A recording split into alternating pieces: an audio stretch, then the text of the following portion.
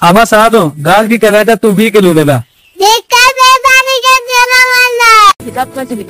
तुम रोज इतनी अच्छी सब्जियां उगाते हो लेकिन बस मंडी तक बेच आते हो, क्यों ना हम कुछ नया करें। नया क्या? लोग शहरों में सुकून ढूंढते हैं, हम अपने गांव का सुकून क्यों ना दुनिया को दिखाएं।